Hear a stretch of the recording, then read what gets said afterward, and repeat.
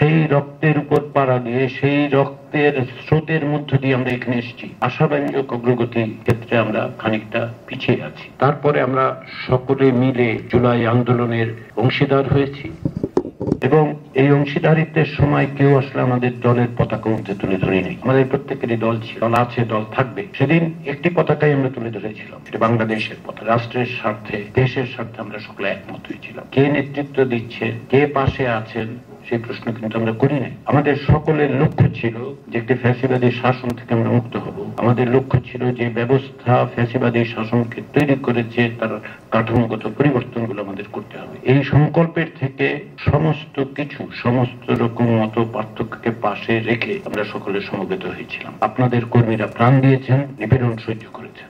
সেই রক্তের উপর পাড়া দিয়ে, সেই রক্তের স্রোতের মধ্য দিয়ে আমরা এখানে এসেছি। আমরা সকলেই এখানে এসেছি, প্রত্যেকে যেখানে ছিলাম, যেভাবে ছিলাম, আমাদের সংগ্রামের জায়গাটা ছিল যে আমরা সকলে একত্র হয়ে এই সংগ্রাম করব। গত 7 দিন ধরে আমরা আলোচনা করেছি, বিভিন্ন বিষয়ে অগ্রগতি হলেও সত্যি কথা হচ্ছে যে আশাব্যঞ্জক অগ্রগতির ক্ষেত্রে আমরা খানিকটা পিছিয়ে আছি এবং এই অগ্রগতির জায়গাটা অর্জন করা দরকার এই কারণে যে আমরা কেউই চাই না, আপনারা রাজনৈতিক দল হিসেবে, ব্যক্তি হিসেবে, সিভিল সোসাইটি হিসেবে, গণমাধ্যম হিসেবে কেউই চাচ্ছেন না যে আমরা ওই জায়গায় আবার ফিরে যাই। এটা আগামীকাল, আগামী পরশুর বিষয় নয়, দীর্ঘদিনের বিষয়। দীর্ঘদিন ধরে সংগ্রামের মধ্যে দিয়েই তো আমরা এখানে এসেছি। আমরা যখন এখানে আসি, আমি আপনাদের কাছে বিনীতভাবে অনুরোধ করবো, আজকে আমি একটু সময় নিয়ে দুটো কথা বলতে চাচ্ছি। একটু বিবেচনা করুন যে অঙ্গীকার নিয়ে আমরা গত বছর জুলাইতে একত্রিত ছিলাম, সেই অঙ্গীকারের জায়গায় আমরা কতটা থাকতে পারছি। শুধুমাত্র কি আমাদের অবস্থান, শুধুমাত্র কি দলের অবস্থান, শুধু কি ব্যক্তির অবস্থান, সেটাই খুব গুরুত্বপূর্ণ হবে, নাকি রাষ্ট্র এবং দেশের স্বার্থকে আমরা আরো একটু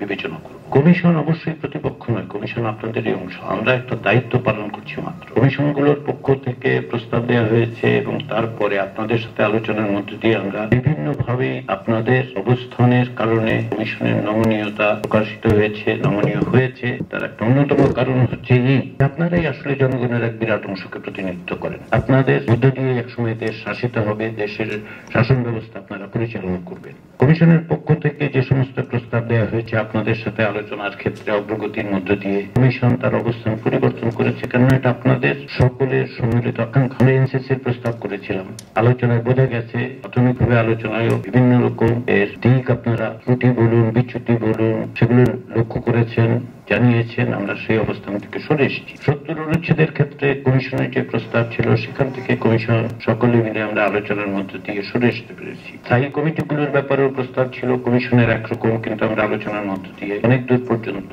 এক জায়গায় এসেছি, একটা সিদ্ধান্ত নিতে পেরেছি।